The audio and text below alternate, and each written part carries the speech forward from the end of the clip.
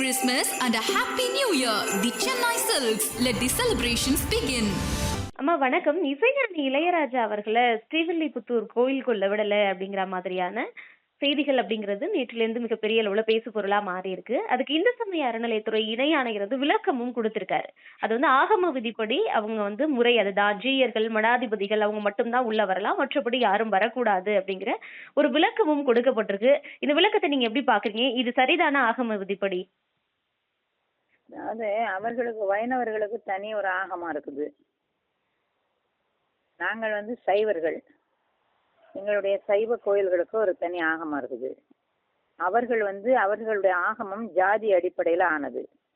மற்றபடி ஜீயர், பட்டாச்சாரியார், மடாதிபதிகள் இவர்கள் எல்லாமே அந்த ஜாதியை சேர்ந்தவர்களா இருப்பார்கள். அதனால அங்க அவர்களை மட்டும்தான் விடுவேன் அப்படின்னு சொல்லி அவங்க செய்துட்டு இருக்காங்க. ஆனா எந்த ஜாதிக்காரன் காசு கொடுத்தாலும் வாங்கிக்குவாங்க. அடுத்த கேள்வி. இப்போ இளையராஜா அவர்கள் கோயில்ல முறைப்படி பரிவட்டம் கட்டப்பட்டு எல்லா மரியாதையுமே கொடுக்கப்பட்டதுதான். அதுல எந்த விதமான ஒரு குறைபாடுகளும் கிடையாது.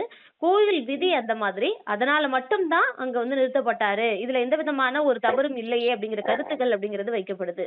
இது சம்பந்தமா நீங்க என்ன சொல்றீங்கம்மா?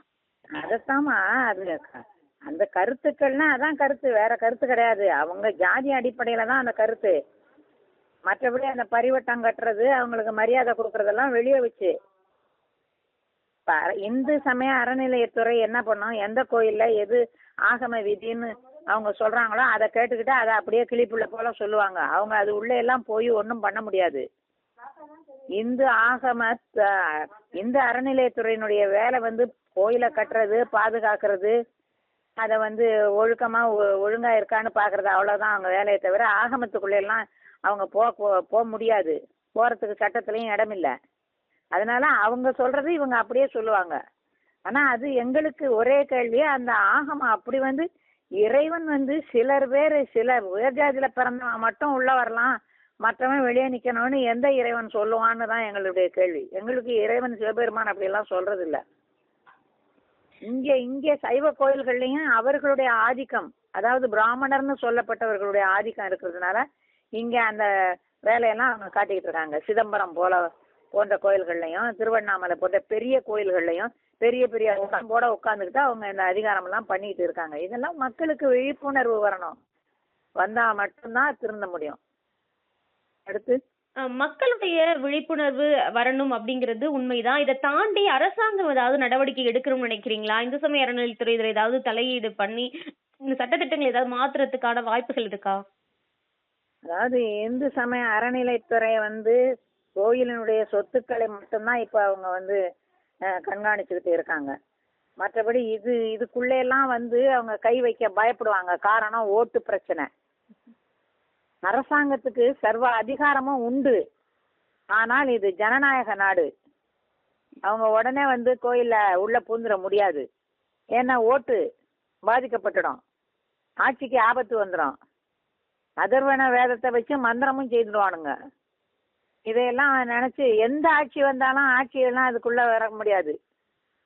வரலாம், அரசுக்கு ஆக்கப்பட்டது அனைத்தும் அரசுக்கு சொந்தமானதுதான். அதனால அரசாங்கம் தலையிடலாம், தைரியம் இருந்தால்.